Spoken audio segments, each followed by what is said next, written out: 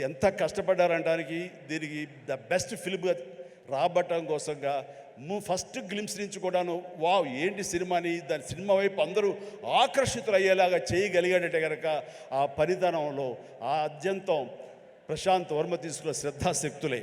కాబట్టి ప్రశాంత్ వర్మ మీ యొక్క కష్టం, మీ యొక్క ఇది ఆలోచనలు, అలాగే మన హీరో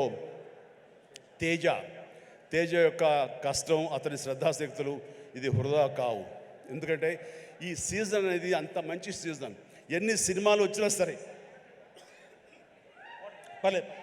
ఎన్ని సినిమాలు వచ్చినా సరే ఖచ్చితంగా ప్రేక్షకులు బాగుంది, మన కంటెంట్లో మన సత్తా ఉంది, మనకు ఆ దైవ ఆశీస్సులు ఉన్నాయంటే కనుక ఖచ్చితంగా ఆదరిస్తారు, హక్కును చేర్చుకుంటారు, పెద్ద విజయాన్ని మీకు అందేలా చేస్తారు. కాబట్టి ఎలాంటి డౌట్ అక్కర్లేదు.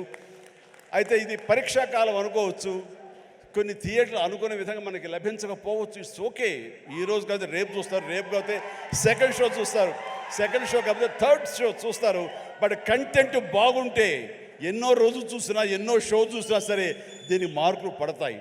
ఈ రోజున ఇందాక చిన్నవాడే సరే చాలా పెద్ద మనసుతో అన్నాడు, అన్ని సినిమాలు వెంకటేష్ సినిమా, నాగార్జున సినిమా, అలాగే మన మహేష్ బాబు సినిమాలు, అన్ని సినిమాలు ఆడుతాయి. ఈ సినిమాలు అన్నీ ఆడాలి, పరిశ్రమ పచ్చగా ఉండాలి.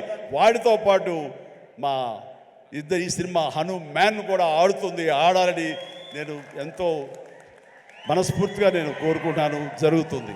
అండ్ ఇదే ఒకసారి నేను దిల్ రాజుతో అన్నాను, దిల్ రాజు ఏంటి మన 2016-17లో మా 150 సినిమాను బాలకృష్ణ గారి సినిమా ఇంకోటి రిలీజ్ అయినప్పుడు ఏంటి మళ్ళీ ఈ సినిమా రిలీజ్ చేస్తాం, కొంచెం డిలే చేయొచ్చు కదా అని అంటే, సార్ అలా కాదు సార్, మా కంటెంట్ బాగుంటుంది, శతమానం భవతి అని, మీ పెద్ద సినిమాలు మధ్యలో ఈ సినిమా ఆడకుండా పోదు సార్, ఏం పర్వాలేదు అన్నాడు.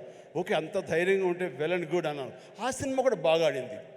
కాబట్టి అదే దిల్ రాజు గారు అందరికీ మనకు చెప్పినట్టుగానే ఈ రోజున ఈ సినిమా కూడా బాగా ఆడుతుంది. సో ఎందుకంటే దిల్ రాజు గారు లాంటి ఎంతో సీనియరు, ఆయన ఎంతో ఎక్స్పీరియన్స్ ఉన్న మనిషి, ఏ సినిమా ఏ సీజన్లో ఎలాగ ఆడుతుంది, ఒక్కో సినిమాకి ఎంత పటిష్టత ఉంటుంది, ఏ సినిమాకి ఎంత లాంజివిటీ ఉంటుంది, ఏ సినిమా ఎలాగ ఆదరిస్తారు, ఏ సీజన్ అనేది బాగా తెలుసు. కాబట్టి ఈ సినిమా వస్తే కూడా ఈ సినిమాకు కూడా అంతటికి అంత ఆదరణ ఉంటుంది, అంత విజయం చవి చూస్తాడు మనస్ఫూర్తిగా కోరుకుంటూ. ఈ రోజున ఇతర క్యాస్ట్లకు చెప్పాలంటే అమృత అమ్మాయి హీరోయిన్గా ఉందన్నారు. గాడ్ బ్లెస్ యూ అమ్మా, ప్లీజ్ మీరందరూ రావాలి, యంగ్స్టర్స్ రావాలి. అలాగే నా స్నేహితుడు శరత్ కుమార్ కూతురు వరలక్ష్మి,